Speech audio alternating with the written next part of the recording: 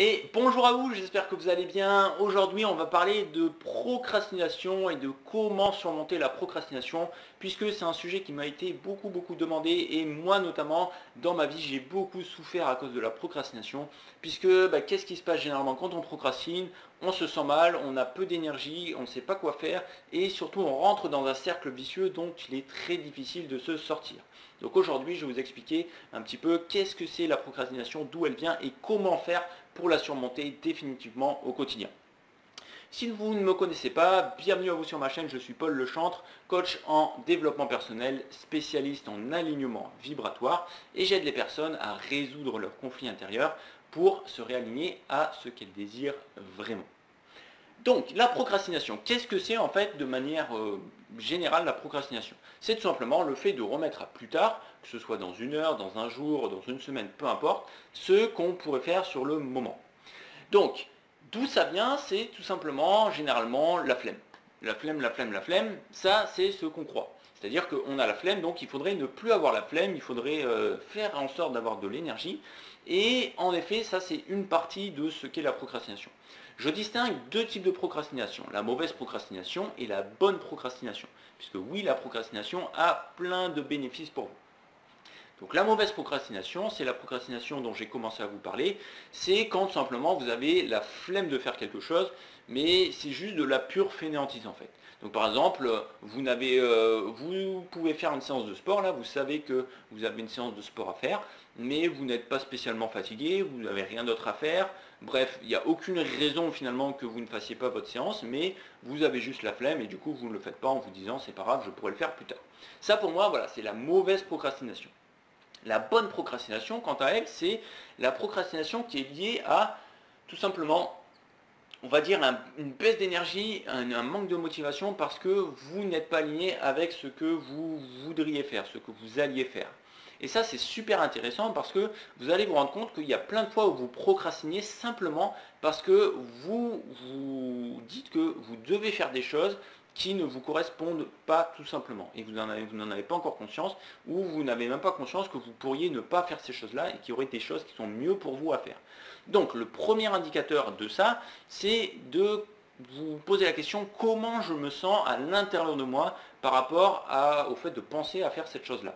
Donc imaginons, voilà, vous devez aller au travail et vous, à chaque fois, quand vous devez vous lever le matin, vous n'avez pas beaucoup d'énergie, il y a des choses peut-être que vous pourriez faire pour améliorer votre statut dans votre salariat, etc., etc., mais il y a toujours une énergie de fond en fait qui vous plombe un petit peu et vous sentez au fond de vous que il n'y a pas grand chose en fait qui match et du coup vous procrastinez constamment. Et bien l'idée par rapport à ça, c'est que très certainement c'est que vous êtes en train de faire un travail qui ne vous convient pas. Alors pour plein de raisons, vous vous êtes maintenu dans ce travail jusqu'à maintenant pour la sécurité financière, parce que ça vous donnait la sensation d'être utile à la société, etc., etc. Mais au fond de vous, en fait, dans votre système, dans votre vibration profonde intérieure, il y a quelque chose qui vous fait vous dire que ce n'est pas ce qu'il y a de mieux pour vous. Autre exemple, vous avez tout simplement un livre que vous voudriez lire, un livre sur le développement personnel, parce que ça arrive très souvent, ou une formation que vous avez pris et sur le moment vous étiez excité, vous l'avez acheté, vous disiez c'est trop top, ça va énormément m'être utile et tout, et en fait vous reportez à chaque fois le fait de vous y mettre, d'avancer, etc. Et du coup c'est un peu frustrant parce que vous culpabilisez et vous dites mais pourquoi je l'ai acheté finalement, qu'est-ce qui va pas avec moi, etc., etc. Alors qu'en fait c'est tout simplement que vous avez cherché en fait à combler un vide à l'intérieur de vous momentanément en vous donnant de l'espoir alors que ça ne vous correspondait pas vraiment. Et c'est toujours un peu le même principe. L'idée c'est de vous dire que 95% du temps, en dehors des 5% où juste vous fainéantisez, quand vous procrastinez, c'est que vous n'êtes pas en train de faire quelque chose qui vous correspond vraiment, qui vous inspire vraiment. Ou alors tout simplement votre système est fatigué et a besoin de se reposer. C'est vrai que ça c'est assez important, c'est que des fois en fait on a tellement tendance à être dans la frénésie du quotidien et à faire plein de choses, que ce soit au niveau du travail, au niveau des activités physiques, etc., etc., qu'on ne pense pas à récupérer et du coup ce déséquilibre crée une saturation de notre système qui à un moment nous dit écoute là j'en peux plus, laisse-moi récupérer, laisse-moi souffler. Donc on va revenir un petit peu maintenant sur comment faire pour résoudre vos conflits intérieurs avec la procrastination. Donc la première chose que je vous invite à faire, c'est vous poser la question, est-ce que ce que je fais, ça me correspond vraiment? Est-ce que ça m'inspire vraiment?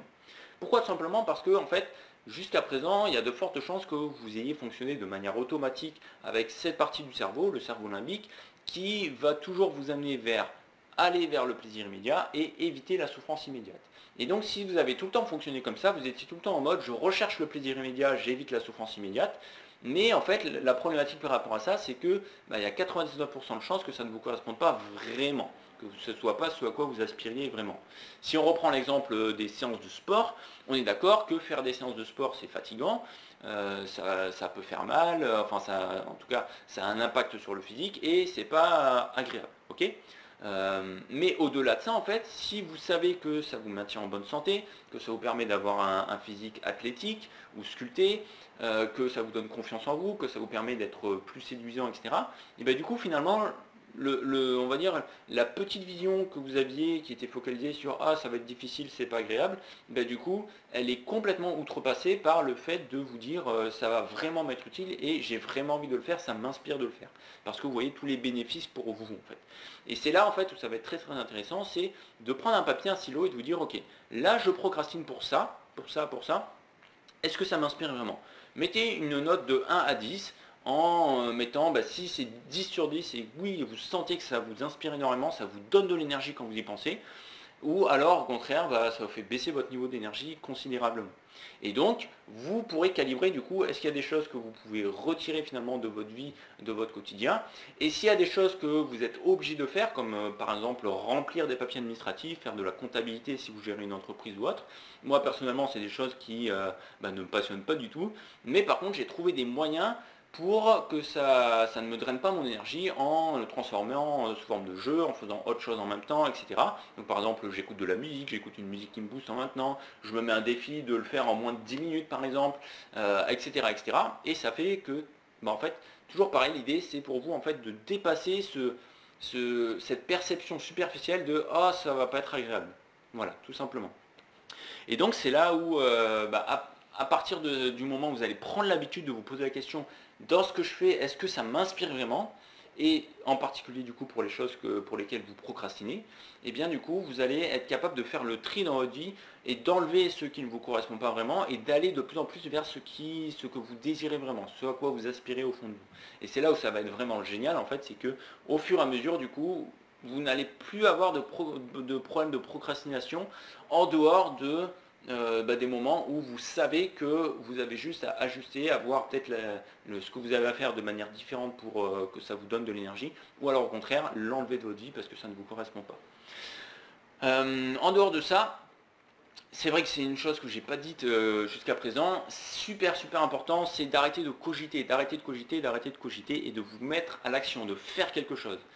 En fait, plus vous allez laisser votre cerveau cogiter, plus vous allez laisser vos pensées tourner par rapport à ce pourquoi vous procrastinez, et bien tout simplement, plus votre cerveau naturellement va vous trouver des excuses, vous donner des excuses pour ne pas le faire.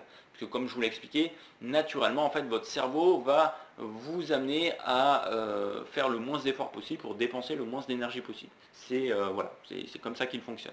Donc si vous laissez votre mental prendre le dessus et que vous vous mettez à cogiter, c'est sûr que vous allez continuer à avoir cette baisse d'énergie et vous n'y arriverez pas. Donc ce que je vous encourage à faire dans ces moments-là, c'est juste vous mettre à l'action pour une seule chose. Dites-vous, ok, je fais juste un truc. Imaginons comme quand vous devez vous lever le matin, vous avez un petit peu la flemme de vous lever, vous dites, oh, je pourrais rester un peu au lit, etc. Et puis là, vous commencez à vous projeter à tout ce qu'il y a à faire dans la journée, et oh, il va falloir que vous fassiez ci, fassiez ça, etc. etc. Boum, et l'énergie qui descend, et du coup, c'est encore plus difficile.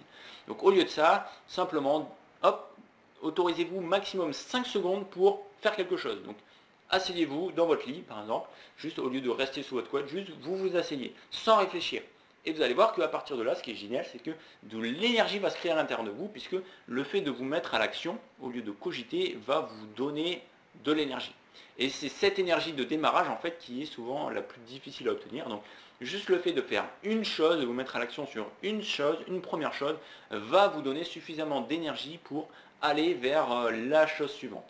Et à partir de là, tout simplement, la procrastination, se sera évaporé et vous pourrez faire ce que vous aviez prévu de faire ou alors ajuster intelligemment par rapport au point qu'on a vu précédemment pour faire ce qui vous correspond vraiment.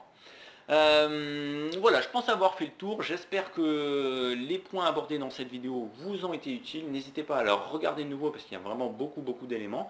Et puis, si tout simplement vous voulez aller plus loin par rapport à tout ça, si vous voulez discuter avec moi pour que je vous aide à surmonter définitivement votre procrastination, puisque c'est pas quelque chose qui est facile à faire par soi-même, eh bien n'hésitez pas à me rejoindre sur Facebook ou sur Instagram. Et puis, voilà, contactez-moi, envoyez un message en privé, je discuterai avec grand plaisir avec vous, ou vous pourrez me rejoindre dans les lives que j'organise régulièrement. Allez, sur ce, je vous souhaite de passer une très bonne journée, une très bonne soirée, et puis je vous dis à bientôt et portez-vous bien. Ciao!